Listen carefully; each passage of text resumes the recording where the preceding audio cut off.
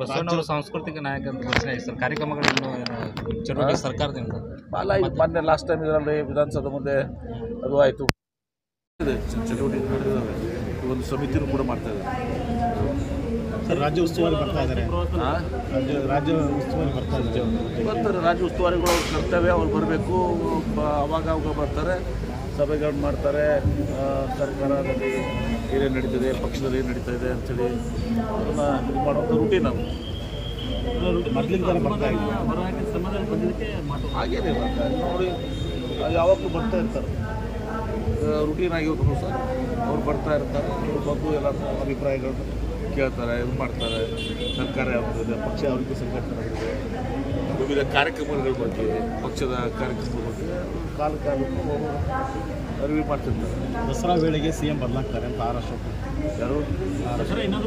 R Ashok ಅವರು ಮೊದಲು ಅವ್ರದ್ದು ಕುರ್ಚಿ ಉಳಿಸ್ಬೇಕು.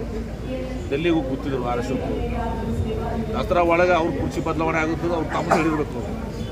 ಆರ್ ಅಶೋಕ್ ಅವ್ರ ಕುರ್ಚಿ ಬದಲಾಗ್ತಿರ್ಬೇಕು. ಬಹುಶಃ ತಮ್ಮ ಕುರ್ಚಿ ಬಿಟ್ಟಿದ್ದಾರೆ. ನಮ್ಮದೇ ನೆಲೆಯಲ್ಲಿ, ನಮ್ದು ಅವ್ರದ್ದೇ ನೆಲೆಯಿಲ್ಲ, ಇಲ್ಲ ಬೇರೆ ಅವ್ರ ಕುರ್ಚಿ ಬಗ್ಗೆ ಏನು ವಿಚಾರ ಮಾಡ್ತೀವಿ. ಬೆಳವಣಿಗೆ ನಿಜ ಯಾವುದು CM ಅಂಥದ್ದು ಯಾವುದೂ ಕೂಡ ಇಲ್ಲ.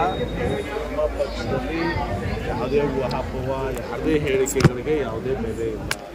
ನಮ್ಮ ಪಕ್ಷದಲ್ಲಿ ಇವತ್ತು ದಿವಸ ಏನೇ ಇದ್ದರೂ ಕೂಡ ಅದು ಹೈಕಮಾಂಡ್, AICC ಅಧ್ಯಕ್ಷರು ಮಲ್ಲಿಕಾರ್ಜುನ ಖರ್ಗೆ ಅವರು, ಶ್ರೀಮತಿ ಸೋನಿಯಾ ಗಾಂಧಿಯವರು, ರಾಹುಲ್ ಗಾಂಧಿಯವರು ಮತ್ತು ನಮ್ಮ ಕಾಂಗ್ರೆಸ್ ವರಿಷ್ಠರು ಏನಿದ್ದಾರೆ, CWC ಇದೆ, ಅವರೆಲ್ಲ ಕೂಡ ಕಾಲಕ್ಕೂ ನಿರ್ಧಾರ ಮಾಡ್ತಾರೆ. ಹೀಗಾಗಿ ಯಾರದೇ ಹೇಳಿಕೆಗಳು, ಮಾಧ್ಯಮದ ಹೇಳಿಕೆಗಳು, ವೈಯಕ್ತಿಕ ಹೇಳಿಕೆಗಳು, MB ಪಾಟೀಲ್ ಹೇಳಿಕೆ ಅದು ಕೂಡ ಏನು ಅದರಿಂದ ವಿಶೇಷ ಅರ್ಥ ಕಲಿಸಲಿಕ್ಕೆ ಸಾಧ್ಯ ಇಲ್ಲ. 2.5 ವರ್ಷ ಮುಂದಿನವರಾಗಿದೆ.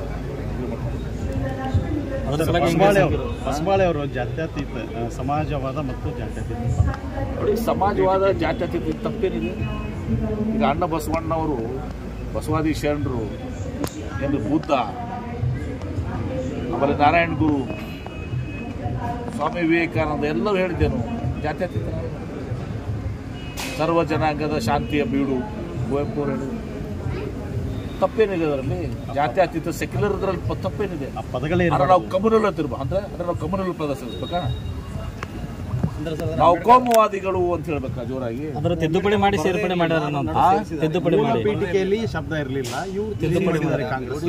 ಅದರಿಂದ ಏನು ನಿಮಗೆ ಇದೆ? ಇವತ್ತು ಸೆಕ್ಯುಲರು ಮತ್ತು ಜಾತ್ಯತೀತ ಅನ್ನೋ ಪದಗಳು, ಅದರಿಂದ ಇವತ್ತು ಸಹ ಇನ್ನಷ್ಟು ನಮ್ಮ ಸಂವಿಧಾನ ಬಲಗೊಳ್ತದೆ. ಯಾಕಂದ್ರೆ ಬಿಜೆಪಿಯವರು ಸಂವಿಧಾನ ಬದಲಾವಣೆ ಮಾಡ್ತೀನಿ ಅನ್ನೋದಕ್ಕೆ ಪುಷ್ಟಿ ನೋಡಿ. ಬಿಜೆಪಿಯವರು ಸಂವಿಧಾನ ಬದಲಾವಣೆ ಮಾಡೋದು ಬೇರೆ ಸಲುವಾಗಿ, ಮನುಸ್ಮೃತಿ ಸಲುವಾಗಿ. ನಾವು ಅದನ್ನ ಭಾರತ ರಾಷ್ಟ್ರ ಏನಿದೆ, ಸರ್ವ ಜನಾಂಗದ ಶಾಂತಿಯ ತೋಟ ಅಂತ ಹೇಳಿದೀವಲ್ಲ, ಆ ಥರ ಇರಲಿಕ್ಕೆ ಇವತ್ತು ಸಹ ನಮ್ಮಲ್ಲಿ ಅದನ್ನ ಅಮೆಂಡ್ಮೆಂಟ್ ಮಾಡಿರ್ಬೋದು. ತಪ್ಪು ಅಮೆಂಡ್ಮೆಂಟ್ಸ್ ಏನು ಮಾಡಿರಲ್ಲ. ಹಾನಿಯಾಗುವಂಥದ್ದು, ದೇಶಕ್ಕೆ ನುಕ್ಸಾನ ಆಗುವಂಥದ್ದು, ಎಲ್ಲ ಜಾತಿ ವರ್ಗದವ್ರನ್ನ ಸರಿಸಮಾನವಾಗಿ ಕಾಣುವಂಥದ್ದಲ್ವಾ? ಡಾಕ್ಟರ್ ಬಾಬಾ ಸಾಹೇಬ್ ಅಂಬೇಡ್ಕರ್ ಅವರ ಅರ್ಥನೂ ಕೂಡ ಅದೇ ಇತ್ತ. ಹೊಸಬಾಳೆ ಅವರು ಹೇಳಿ ಸರಿಯಲ್ಲ. ಹೊಸಬಾಳೆ ಅವರು ಹೇಳಿ ಸರಿಯಲ್ಲ.